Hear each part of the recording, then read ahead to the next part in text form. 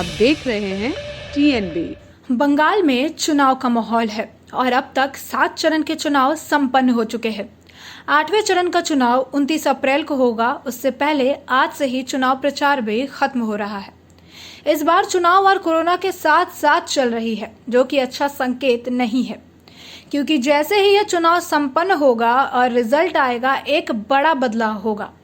दोनों ही मायने में सरकार और कोरोना महामारी कौन सा रुख लेती है, इसका हम सिर्फ अंदाजा लगा सकते हैं।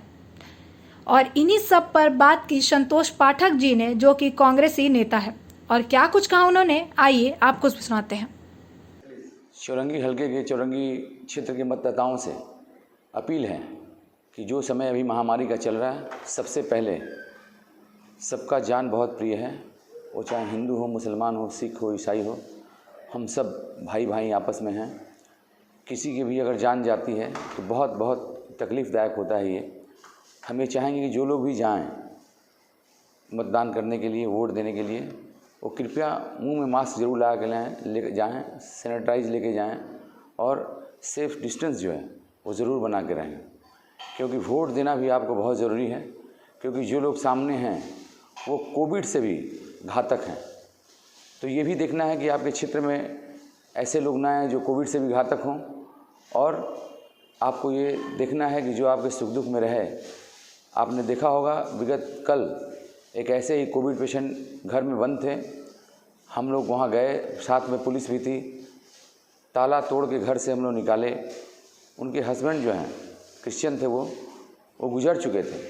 उनकी वाइफ को हम लोग अपने एम्बुलेंस से लेकर के मेडिकल कॉलेज हॉस्पिटल ले गए और वहाँ ले जाके हम सबों ने उनको भर्ती कराया। तो इलेक्शन के बाद भी हम आप सबों के बीच में रहेंगे, इलेक्शन के पहले भी हैं, बाद में भी रहेंगे। दूसरी बात ये है कि आपको समझना होगा, जो लोग चुनाव में बराबर आप लोगों ने उनको वोट देके जिताया है, आपके दुख तकलीफ़ में आपके साथ नहीं रहते हैं। हम आपको विश्वास दिला दें कि बराबर हम आप सबों के बीच आप सबों का सेवा करते रहेंगे। आप यकीन रखें कि जहाँ भी आप खोजेंगे हम आपके बीच में रहेंगे। हमारा जो बटन है वो 3 नंबर पे है, भारतीय राष्ट्रीय कांग्रेस का, INC इंडियन नेशनल कांग्रेस का। हम संयुक्त मोर्चा के उम्मीदवार, हमारा बटन 3 नंबर पे है। आप सोच समझ के जा करके 3 नंबर पे बटन दबाएं। आप लोग जैसे जानते हैं, यहाँ बगल में इस्लामिया हॉस्पिटल था।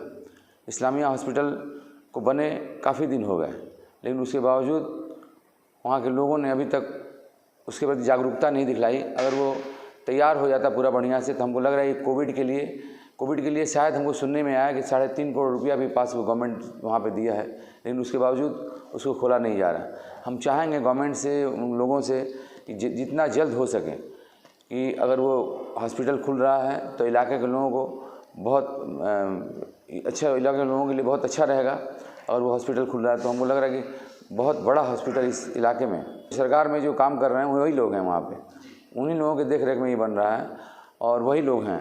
उनको पहले भी, अभी जो सिचुएशन है, कल जब हम गए हॉस्पिटल में एक पेशेंट खाली था और 50 लोग थे वहाँ पे, लेकिन चूँकि हम लोग पहले पहुँच गए थे और दबाव बहुत जारी किया, हम लोग बहुत ज़्यादा दबाव दिए, उस दबाव से पेशेंट भर्ती हो गए। लेकिन सीट नहीं है किसी भी हॉस्पिटल में। साधारण जो नर्सिंग होम है उसमें भी सीट नहीं है, बड़ा हॉस्पिटल है उसमें भी सीट नहीं है। चूँकि इस्लामिया हॉस्पिटल बहुत बड़ा बना है, हमको लग रहा है कि वहाँ 200-300 लोगों के लिए आराम से वहाँ बेड जो है वहाँ पे बन जाएगा। तो सबसे पहले ज़रूरी है कि वो इस्लामिया हॉस्पिटल जो है उसको जल्द से जल्द खोला जाए, ताकि इलाके के लोगों को कुछ राहत मिले। बीजेपी, पहले भी जो भी लोग देख रहे हैं उनको हम बता देना चाहते हैं कि 16 की लड़ाई में बीजेपी यहाँ पे नहीं थी। सिर्फ 14,000-15,000 वोट मिला था। कांग्रेस पार्टी को यहाँ 15,000 वोट मिला था और 45,000 वोट मिला था, और भारतीय जनता पार्टी को सिर्फ 15,000 वोट मिले थे। तो यहाँ लड़ाई में बीजेपी है ही नहीं, और जगह क्या है ये हमको पता नहीं। चौरंगी हलके में कहीं भी बीजेपी लड़ाई में नहीं है, ये सोचना होगा। हमारी लड़ाई नैना बंदोपाध्याय के भी साथ है, और हम बहुत जगह गए हैं और उस जगह पे लोगों ने बहुत बड़ा विश्वास दिलाया है कि वोट जो है 3 नंबर बटन पे ही जाएगी, भारतीय राष्ट्रीय कांग्रेस को ही जाएगी। हमें विश्वास है कि जिन लोगों के पास हम गए हैं उसमें काफ़ी सारे लोग हमारे साथ रहेंगे।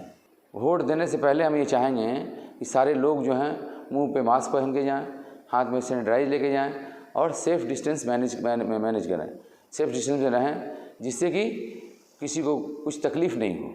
कुछ सेंसिटिव मामला आपको चौरंगी में नज़र आ रहा है कि जो जिसकी वजह से झोर झमेले? हाँ, सेंसिटिव मामला है, 2-4-10 जगह तो ही हैं। कौन कौन से वो बूथ है? जैसे 62 में पूरे बूथ हम अभी नाम से नहीं बता पाएंगे, लेकिन 62 नंबर पे 3-4 पोलिंग स्टेशन है। 49 में कल जैसे हमारे वहाँ के प्रेसिडेंट हैं बापटू दा, उनका उम्र है 65 साल, उनको कल मारा पीटा गया। तो 2-4 वो उसमें हैं, 44 में एक है, ऐसे ऐसे करके 10-12 सीटें ऐसे हैं जो सेंसिटिव हैं। इलेक्शन कमीशन से कोई शिकायत? हाँ, इलेक्शन कमीशन में बार बार हम लोग शिकायत कर रहे हैं। आज भी जो लोग हमारे लोग हैं जो कांग्रेस करते हैं, कांग्रेस की विचारधारा पर विश्वास करते हैं, उनको अरेस्ट किया गया है। हालांकि उनके लोगों को अरेस्ट नहीं किया गया है। तो इलेक्शन कमीशन के जो लोग हैं, जो बड़े बड़े अधिकारी हैं, वो तो जानते नहीं हैं। छोटे अधिकारी जो हैं वो यहीं के हैं, और वो जो है कहीं ना कहीं सरकार के संग मिल के सरकार का काम कर रहे हैं। देखिए, पब्लिक जो है, जनता जाग चुकी है, जो हमें विश्वास है। तो जनता जो है कांग्रेस पार्टी को वोट देगी। वो जितना भी षड्यंत्र करें, पब्लिक जो है वोट देगी तो कांग्रेस पार्टी को ही देगी। आप लोगों ने कुछ काम नहीं किया। आप देखिए, 3-4 बार से हम यहाँ से काउंसिलर हैं, यहाँ तो ऐसी बात नहीं थी कभी भी। लेकिन अभी तृणमूल कांग्रेस जो है उस डर से माइनॉरिटी के जो वोटर मेरे हैं उनको वो दिखला करके कि बीजेपी जीत जाएगी, वो लोगों के बाद ये मैसेज देना चाहते हैं। हालांकि ऐसा कुछ है नहीं। बीजेपी को ले आने वाली अगर कोई है यहाँ पे तो तृणमूल कांग्रेस ही है। आप लोगों को याद होगा, अटल बिहारी आडवाणी जी का जो कैबिनेट था, उस कैबिनेट में मंत्री थी सुदीप बंदोपाध्याय भी मंत्री थे उसमें। और ये लोग जो हैं उनको ग्रास रूट में ज़मीनी स्तर पे यहाँ भाजपा को मजबूत करने में तृणमूल कांग्रेस का बहुत बड़ा हाथ रहा है। ये सब माइनॉरिटी कॉम के लोगों को समझना होगा इस बात को कि अगर सबसे ज़्यादा किसी ने उसका मुखालफत किया है तो कांग्रेस और वाम जो हैं। जब तक वाम सरकार यहाँ पे रही, बीजेपी यहाँ पर पैर नहीं पसार पाई। कांग्रेस सरकार रही, कभी बीजेपी पैर नहीं पसार पाई। लेकिन जब ये लोग आए हैं, ये लोग ज़मीनी स्तर पे भाजपा को मजबूत किए हैं। ये माइनॉरिटी को लोगों को सोचना चाहिए इस बार। और यहाँ चूँकि नैना बंदोपाध्याय सिटिंग एमएलए हैं, रह चुके हैं, तो लोग आपको क्यों वोट देंगे? इसलिए वोट देंगे कि नैना बंदोपाध्याय रहने के बाद भी किसी से मिली नहीं है। आप सोचो, हम मैन टू मैन जहाँ तक हो सका है लोगों के पास हम गए हैं वोट प्रार्थना करने के लिए। लेकिन और कोई भी कैंडिडेट हमारे क्षेत्र का एक बिल्डिंग में भी नहीं चढ़ा है। हालांकि हम कम से कम 70% 80% जो है पैदल चल के सीढ़ी से सीढ़ी चढ़ करके, वो चाहे 7 तल्ला हो, 6 तल्ला हो, 5 तल्ला हो, हम ऊपर नीचे किए हैं और सबसे जाके वोट प्रार्थना किए हैं। तो ये जाते जाते लोगों ने कहा है कि कभी भी आज तक हमने मेले को देखा नहीं। और बहुत ऐसा जगह है जहाँ ओल्ड एज पेंशन नहीं है, विधवा पेंशन नहीं है। बहुत महिलाएं रो रही थी कि हम इतना दिन से हैं, हमारा 80 साल उम्र हो गया, लेकिन हमको ओल्ड एज पेंशन नहीं है, विडो पेंशन नहीं। वो विडो भी हैं, ओल्ड एज भी हैं, फिर भी उनके पास नहीं है। ऐसे तमाम सारे ऐसे हैं। तो ये सब चेंजेस जो लोग चाह रहे हैं, और हम भी अगर आए तो हम ये चाहेंगे कि डोर टू डोर जा करके इसका कलेक्शन करके सरकार को दें, और ओल्ड एज पेंशन जो है और वार्धक्य भत्ता जो है, विधवा पेंशन जो विडो पेंशन जिसको बोलते हैं, उसको हम ज़्यादा से ज़्यादा कराएं। चौरंगी विधानसभा में बीजेपी कोई फैक्टर? चौरंगी विधानसभा में इसके पहले भी क्या आंकड़ा आप देखिएगा, आप लोग अगर देखिएगा तो उसमें कहीं भी भाजपा कोई फैक्टर नहीं है। हमारे यहाँ तो आप देखो 4-4 बार हमने चुनाव लड़ा। जब हम चुनाव लड़े, वो चाहे विधानसभा का बाई इलेक्शन हो 2014 का, उस समय भी नैना बंदोपाध्याय को यहाँ से सिर्फ और सिर्फ 700 वोट मिले थे, बीजेपी को भी 700 मिले थे, और भी जो लोग थे वो बहुत कम मिले थे। मतलब सबका जमानत जब्त हुआ था यहाँ से। तो इसलिए बीजेपी किसी लड़ाई में नहीं है कहीं पर। नैना बंदोपाध्याय ने कहा कि आपके वार्ड 45 में पानी की किल्लत है, मजदूर बेबस है, उनको कोई मदद नहीं कर। सरकार जो है 10 सालों से उनका है, कॉरपोरेशन उनका है। अगर पानी की व्यवस्था, हमको नहीं पता कि पानी की व्यवस्था है यहाँ पे, अगर है तो वो क्या कर रही हैं, उनके सांसद पति जो हैं वो क्या कर रहे हैं, उनको भी तो देखना चाहिए। कई बार से वो सांसद यहाँ पे हैं, लगभग 20 वर्षों से वो सांसद हैं।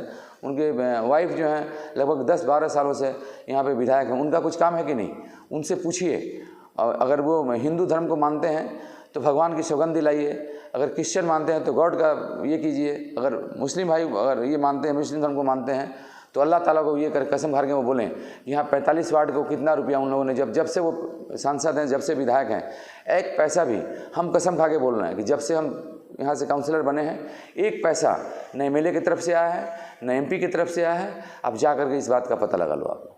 जैसे कि आपने सुना कि उन्होंने कहा कि लोग जिन पार्टियों को वोट कर रहे हैं वो उनका साथ दे ना दे, लेकिन संतोष जी की पार्टी लोगों के साथ है। उन्होंने इसके साथ ही लोगों से अपील भी की कि लोग उनकी पार्टी को वोट डालें। इसके साथ कोरोना महामारी को भी गंभीरता से लेने की हिदायत दी है। उन्होंने कहा कि सबकी जान कीमती है, इसीलिए कोरोना गाइडलाइंस का पालन करना चाहिए। खैर, ये सब तो सुनने और देखने को मिलता रहेगा जब तक कि चुनाव पूरी तरह से संपन्न नहीं हो जाता और कोई पार्टी सत्ता में नहीं आ जाती। लेकिन बंगाल में यह देखना भी बड़ा दिलचस्प रहेगा कि बंगाल का ताज 2 मई को किसके सिर चढ़ेगा। तब तक के लिए कोरोना महामारी को सीरियसली ले, कोरोना गाइडलाइंस का सख्ती से पालन करें और खुद को और अपने परिवार को सुरक्षित रखें। खबरों में फिलहाल इतना ही। देश और दुनिया की और ताज़ा अपडेट्स के लिए लॉग इन करें www.thenationalbulletin.in।